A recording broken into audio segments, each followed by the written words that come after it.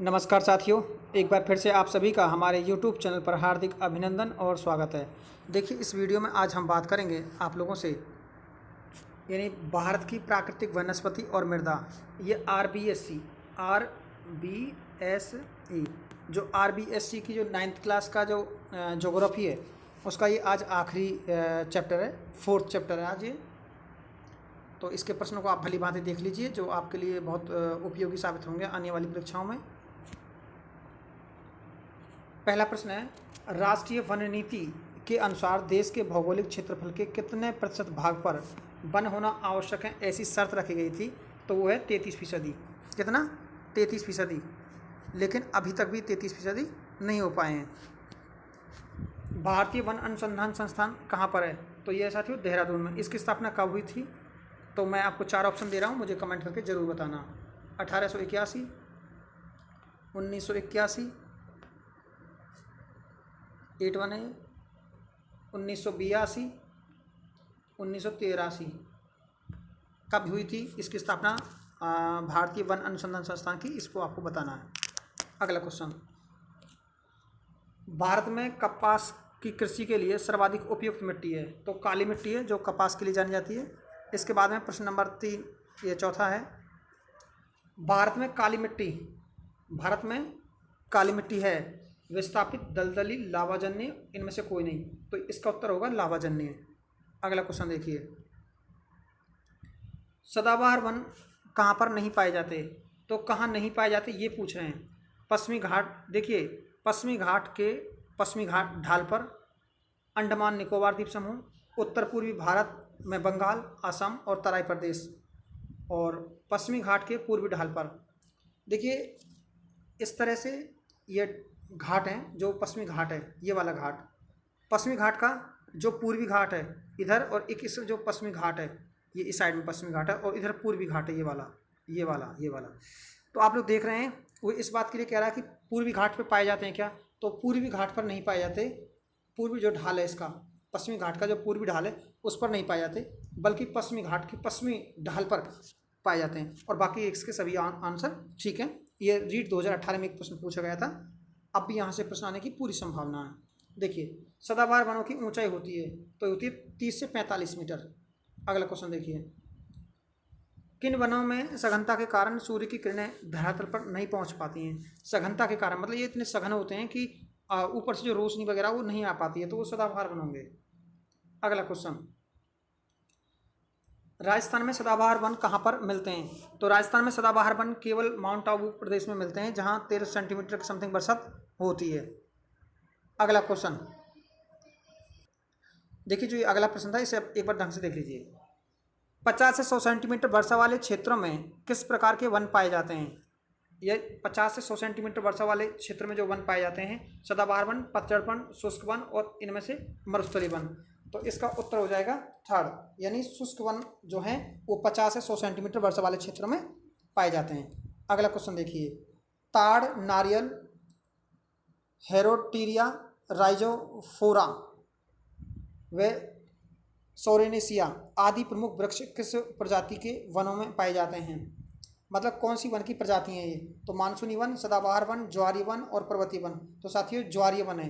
इनको आप अच्छे से समझ लेना, इनमें से 100% क्वेश्चन पूछा जाएगा। तो जैसे पिछली बार जो पूछा गया था, ये राइजोफोरा एक वन का प्रकार है, ये किस प्रकार का वन है, इस तरह पूछा गया था।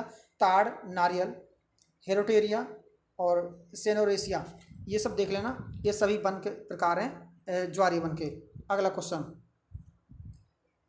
यूजेनिया, मिचेलिया, रोडेंड्रान्स आदि प्रमुख प्रजातियों किन वनों में पाई जाती हैं? मानसूनी वन, सदाबहार वन, ज्वारीय वन और पर्वतीय वन। तो ये पाए जाते हैं, जो 11th का उत्तर हो जाएगा मानसूनी वनों में। कौन से वनों में? 11th का, सॉरी 4th, पर्वतीय वन। कौन सा वन होगा ये पर्वतीय वन है, ना कि ये। तो ये पर्वतीय वन है। कैसे वन है? पर्वतीय वन। अगला क्वेश्चन, विश्व का एकमात्र देश जहां शेर तथा बाघ दोनों एक साथ पाए जाते हैं वो भारत होगा। अगला क्वेश्चन, पतझड़ वनों के लिए यानी वार्षिक वर्षा कितनी होनी चाहिए? पतझड़ वनों की बात कर रहा है, तो ये 100 से 200 सेंटीमीटर वाले क्षेत्रों में पतझड़ वन, पतझड़। देखिए थोड़ा समझ लीजिए, और जो ये 200 से अधिक सेंटीमीटर, ये सदाबहार वन है, सदाबहार। और जो 50 से 100 सेंटीमीटर, इसमें शुष्क वन पाए जाते हैं। कौन से? शुष्क वन। अगला क्वेश्चन देखिए, शुष्क वनों की ऊंचाई होती है 6 से 9 मीटर। कितनी होती है? 6 से 9 मीटर। अगला क्वेश्चन देखिए, निम्न में से किन वनों को दलदली वन कहा जाता है? जो ज्वारी वन है उनको दलदली वन कहा जाता है। अगला क्वेश्चन, भारत में सबसे पहली वन नीति कब बनाई गई थी? तो पहली वन नीति देखिए, आप समझ लेना, 1894, 1952, 1988, ये वन नीतियाँ हैं। तो प्राचीनतम वन नीति 1894 और नवीनतम वन नीति 1988। तो आप लोगों को पता लगाओ, इसका दूसरा उत्तर हो जाएगा। अगला क्वेश्चन, स्वतंत्रता के पश्चात भारत में कब वन नीति लागू हुई थी? तो स्वतंत्रता के पश्चात 1952 में वन नीति हुई थी, जिसमें ये घोषणा की गई थी कि वनों का प्रतिशत 33% होना चाहिए। लेकिन अभी भी 24% के समथिंग वन है भारत में। कितना है? 24% के समथिंग है। तो अभी भी इसका आंकड़ा पार नहीं हुआ है। देखिए, निम्न में से कौन सा लक्ष्य नवीन वन नीति का है? पर्यावरण स्थिरता, वनस्पति व जीव जंतुओं जैसे प्राकृतिक धरोहरों को सुरक्षित रखना, जन सामान्य की बुनियादी आवश्यकताओं की पूर्ति। तो इसका सभी उत्तर हो जाएगा। अगला क्वेश्चन, भारत की नवीन वन नीति कब घोषित की गई थी? भारत की जो नवीन वन नीति है वो 1988 में घोषित की गई थी। ये भी आपको ध्यान रखना है। अगला क्वेश्चन देखिए, राजस्थान में भौगोलिक दृष्टि से वनों को कितने भागों में बांटा गया है? देखिए, भौगोलिक दृष्टि से वनों को 3 भागों में बांटा गया है। उष्ण कटिबंधीय कटीले वन, उष्ण कटिबंधीय शुष्क पतझड़ वन और उपोष्ण कटिबंधीय वन। ये 3 प्रकार के वन पाए जाते हैं। इसमें दूसरा वाला उत्तर हो जाएगा। आप लोग देख पा रहे होंगे, एक बार फिर से इसे मैं हटा देता हूँ और देख लीजिए। देखिए, जो उष्ण कटिबंधीय शुष्क पतझड़ वन है, इनके प्रकार हैं शुष्क सागवान, सालर वन, बांस के वन, धोकड़ा के वन, पलास के वन, बबूल के वन, मिश्रित पर्णपाती। तो मुझे आप एक खेर का बना रहे हैं। देखिए, फागुन का पाहुन और किंसुक किस वृक्ष को जाना जाता है? ये मुझे बताना है। इसे जंगल की आग के नाम से भी जाना जाता है। अगला क्वेश्चन देखिए एक बार, 21, अंतर्राष्ट्रीय प्रकृति एवं प्राकृतिक संसाधन संरक्षण हेतु संगठन कहाँ बनाया गया था? अंतर्राष्ट्रीय प्रकृति प्राकृतिक संसाधनों का संरक्षण संगठन कहाँ बनाया गया है? तो वो बनाया गया है स्विट्जरलैंड में। कहाँ बनाया गया है? स्विट्जरलैंड में। अगला क्वेश्चन देखिए, सुंदरी वृक्ष किस प्रकार के वनों में पाए जाते हैं? तो ज्वारी वन है, उनको सुंदरी वन भी कहा जाता है। ये डेल्टाई वन भी कहते हैं इनको। और देखिए, जिम कॉर्बेट राष्ट्रीय उद्यान कहाँ पर स्थित है? उत्तराखंड, असम, हिमाचल प्रदेश और कर्नाटका। तो ये उत्तराखंड में स्थित है और ये भारत का पहला अभ्यारण्य है, राष्ट्रीय अभ्यारण्य। देखिए, राजस्थान राज्य पंछी कौन सा है? तो मोर, सारस, गोंडावन, कुंजा। तो कौन सा है? गोंडावन। अगला क्वेश्चन देखिए, जलयान एवं फर्नीचर उद्योगों में किस प्रकार के वनों की लकड़ी उपयुक्त मानी जाती है? तो वो पतझड़ वन है। कौन सा वन है? पतझड़, जिसमें शीशम, सागवान, साल आदि वृक्ष आते हैं। एक सींग वाले गैंडे के लिए मुख्यतः कहाँ मिलते हैं? जो एक सींग वाले गैंडे जो हैं वो मुख्यतः कहाँ मिलते हैं? जिम कॉर्बेट उत्तराखंड, काजीरंगा असम, बांदीपुर राष्ट्रीय उद्यान कर्नाटका, दाचीग्राम राष्ट्रीय उद्यान जम्मू कश्मीर और काइबुल लमजाओ राष्ट्रीय उद्यान मणिपुर। तो इन चीज़ों के बारे में आपके पहले तो डेफिनेटली फैक्ट हैं कि सभी का उत्तर इसमें सही सम्मिलित किया गया है कि जो अभ्यारण्य जहाँ पर है वहाँ, लेकिन जो विख्यात है उसके लिए जाना जाता है वो सेकंड वाला ऑप्शन, काजीरंगा असम। अगला क्वेश्चन देखिए, कान्हा राष्ट्रीय उद्यान मध्य प्रदेश। ये भी ठीक है। देखिए, प्रश्न को देख लीजिए पहले एक बार थोड़ा सा। प्रश्न क्या है? प्रश्न देखिए, निम्न में से कौन सा सम्मिलित नहीं है? सम्मिलित नहीं है वो देखना। देखिए, कान्हा राष्ट्रीय उद्यान मध्य प्रदेश ठीक है, पालूम राष्ट्रीय उद्यान बिहार, नंदनकानन राष्ट्रीय उद्यान पश्चिम बंगाल और केवलादेव राष्ट्रीय उद्यान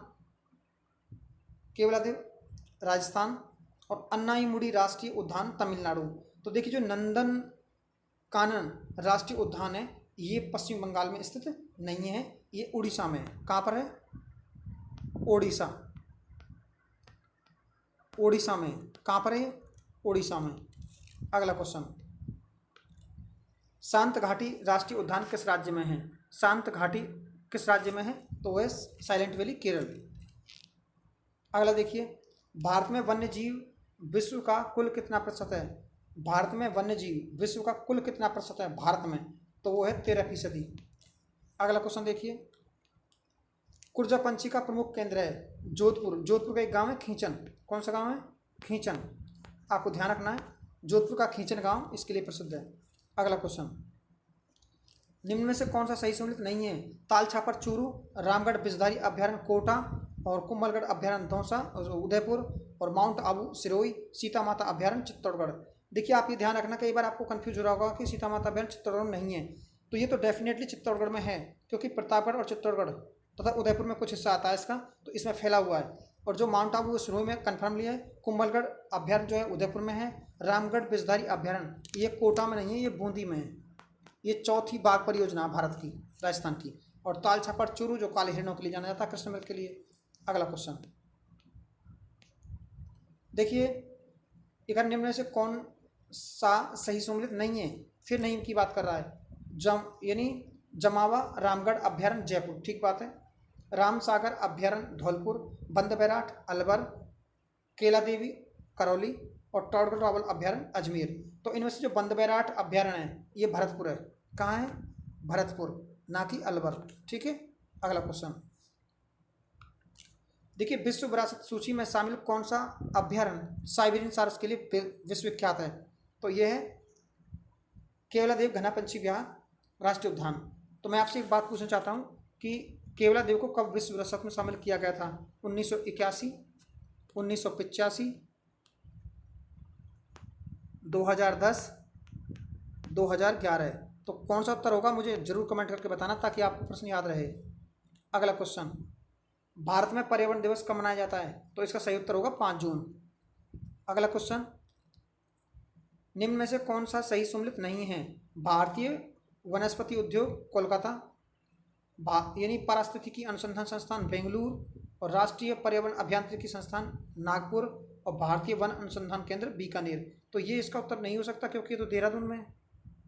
देहरादून, ये देहरादून उत्तराखंड में आता है, और भारतीय वनस्पति उद्यान कोलकाता में ही है, पारिस्थितिकी अनुसंधान संस्थान बेंगलुरु में है, और राष्ट्रीय पर्यावरण अभियांत्रिकी संस्थान नागपुर में है। तो इनको भी आपको ध्यान रखना है। अगला क्वेश्चन, पर्यावरण चेतना का प्रथम लिखित दस्तावेज तो अर्थवेद के भूमि सूक्त में मिलता है।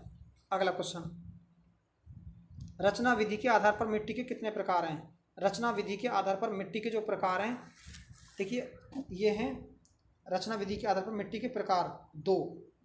रचना विधि के आधार पर मिट्टी के 2 प्रकार हैं, स्थानीय और विस्थापित। स्थानीय जो एक स्थान पर रहती है, विस्थापित जो अपने स्थान को छोड़ देती है। अगला क्वेश्चन, अगला प्रश्न है, और यह है काली या लावा मिट्टी के संबंध में सही कथन है। यह महाराष्ट्र मध्य प्रदेश के पश्चिमी भाग में पाई जाती है। इसमें ह्यूमस व जीवाश्म की अधिकता होती है। इसमें पोटास व चूने का अंश अधिक होता है। फास्फोरस की मात्रा कम, व इस मिट्टी को रेगुर मिट्टी कहते हैं। फास्फोरस कम पाया जाता है, बिल्कुल ठीक बात है, और इसे रेगुर मिट्टी कहते हैं। और वह कौन सी मिट्टी जिसमें दरार पड़ जाती है? जुताई वाली मिट्टी किसे कहा जाता है? ये सब इसी के ऑप्शन है, तो इसका उत्तर जाएगा सभी। अगला क्वेश्चन, कांप मृदा को भौगोलिक परिस्थिति के अनुसार कितने भागों में बांटा गया है? जो कांप मृदा है उसे भौगोलिक परिस्थिति के अनुसार कितने भागों में बांटा गया है? तो उसे बांटा गया है 7 भागों में। कितने भागों में? 7। देखिए 7 भाग। पुरातन का इसे 3 भागों में बांटा गया। कितने में बांटा गया? क्षमा चाहेंगे, 3 भागों में। तो पुरातन कांप, नूतन कांप और नूतनतम कांप। कांप मृदा को भौगोलिक परिस्थिति के अनुसार कुल 3 भागों में बांटा गया है, और पुरातन कांप, न्यूतन कांप और न्यूनतम कांप। अगला क्वेश्चन, न्यूतन कांप मृदा कहाँ पाई जाती है? शिवालिक की गिरिपथ में, हिमालय में, गंगा और ब्रह्मपुत्र डेल्टा में, बिहार में। तो ये कहाँ पाई जाती है? गंगा ब्रह्मपुत्र जो डेल्टा का प्रदेश है इसमें पाई जाती है। अगला क्वेश्चन देख लीजिए एक बार, किस मिट्टी में लोह एवं एल्यूमिनियम की मात्रा अधिक रहती है, किंतु चूना, फास्फोरस, नाइट्रोजन और पोटास जीवाश्म की कमी पाई जाती है? तो अभी हमने फास्फोरस की कमी के बारे में जो जिक्र किया था, तो काली मिट्टी के लिए किया था, आपको भी पता भी होगा इस बारे में। तो ये क्या है? इसका उत्तर हो जाएगा लेटेराइट मिट्टी। कौन सा मिट्टी है? लेटेराइट। यानी किस मिट्टी में लोह एल्यूमिनियम की मात्रा अधिक रहती है, किंतु चूना, फास्फोरस, नाइट्रोजन, पोटास जीवाश्म की कमी रहती है? देखो फास्फोरस की कमी पाई जाती है काली मिट्टी में, और जीवाश्म और पोटाश में पाया जाता है अत्यधिक उसमें, तो इसलिए ये लेटेराइट मिट्टी होगी। कौन सी मिट्टी होगी? लेटेराइट। अगला क्वेश्चन देखिए, राजस्थान की मिट्टियों को रंग, गठन एवं उपजाऊपन के आधार पर कितने भागों में बांटा गया है? तो इसे बांटा गया 6 भागों में। कितने भागों में? 6 भागों में बांटा गया है। देखने एक बार समझ लीजिए। मरुस्थलीय, लाल पीली मिट्टी, लेटेराइट मिट्टी, मिश्रित लाल व काली मिट्टी और कछारी मिट्टी आदि भागों में बांटा गया। अगला क्वेश्चन, लाल मिट्टी, लाल पीली मिट्टी किन चट्टानों के विखंडन से बनी है? ग्रेनाइट, सिस्ट, नीस और सभी। तो इसका उत्तर हो जाएगा सभी। अगला क्वेश्चन देखना, हाड़ौती पठार में किस प्रकार की मिट्टी पाई जाती है? जो हाड़ौती पठार है, लाल पीली मिट्टी, लेटेराइट मिट्टी, मिश्रित लाल व काली मिट्टी। तो जो 45 का क्वेश्चन है इसका हो जाएगा काली मिट्टी। कौन सा हो जाएगा? काली मिट्टी हो जाएगा। अंतिम वाला ऑप्शन हो जाएगा, क्योंकि अभी मैं बात करता हाड़ौती के पठार में किस प्रकार मिट्टी पाई जाती है, तो स्पेशलिस्ट काली मिट्टी पाई जाती है, ना कि किसी का मिश्रण। काली मिट्टी की अधिकता यहीं पाई जाती है। अगला क्वेश्चन देखिए, राजस्थान के उत्तर पूर्वी जिले गंगानगर, हनुमानगढ़, अलवर, भरतपुर, धौलपुर में पाई जाने वाली मिट्टी का नाम क्या है? तो ये होगी मिश्रित लाल काली मिट्टी, लेटेराइट मिट्टी और कछारी मिट्टी। तो इसका ऑप्शन हो जाएगा 4। कछारी मिट्टी है वो राजस्थान के उत्तर पूर्वी जिले गंगानगर, हनुमानगढ़, अलवर, भरतपुर, धौलपुर में पाई जाती है। उत्तर हो जाएगा 4th। अगला क्वेश्चन, कौन सी मिट्टी मूंगफली, गन्ने आदि की कृषि के लिए उपयोगी मानी गई है? तो वो मानी गई है 2nd, काली मिट्टी। गन्ना और मूंगफली के लिए काली मिट्टी। अगला क्वेश्चन देखना एक बार, राजस्थान का राज्य पशु गोडावन, चिंकारा, सोनचड़िया और हिरन। तो पशु की बात कर रहा है, पंछी की बात करता है तो गोडावन। पशु की बात करेगा, देखिए पशु 2 प्रकार के माने गए, एक तो वन्य जीव पशु और एक राज्य पशु। अब इसमें केवल एक ही दिया गया है, तो यहाँ पे ये ऑप्शन ठीक हो जाएगा। अगर यहाँ पे एक शब्द और होता ऊँट, तो इसका ऊँट सही उत्तर होता, क्योंकि इसमें लिखा हुआ है साफ साफ कि राज्य पशु है 2014 में जिसे बनाया गया था, राज्य पशु ऊँट है राजस्थान का, और राज्य वन्य जीव पशु तो हो जाएगा चिंकारा। अगला क्वेश्चन देखिए, राजस्थान का कल्पवृक्ष खेजड़ी है। कौन सा है? राजस्थान का कल्पवृक्ष खेजड़ी को कहा जाता है। अगला क्वेश्चन देखना 50वां और अंतिम 50, राजस्थान के कुल कितने राष्ट्रीय उद्यान हैं? तो राजस्थान में कुल 3 राष्ट्रीय उद्यान हैं। तो उन उद्यानों के आप एक बार नाम सुन लीजिए, रणथंभौर राष्ट्रीय उद्यान सवाई माधोपुर, केवलादेव राष्ट्रीय उद्यान भरतपुर, मुकुंदराय हिल्स राष्ट्रीय उद्यान कोटा। तो साथियों ये हमारा एक अंतिम 4th चैप्टर था 9th क्लास ज्योग्राफी का। अगर आपको वीडियो पसंद आया तो चैनल को सब्सक्राइब कर दें। हम इसके बाद में आपको NCERT की किताबें भी पेश करेंगे। हालांकि जो RBSC की किताबें, इनसे अधिकांश पेपर पूछ जाता है। तो साथियों चैनल को सब्सक्राइब जरूर करें। Thank you.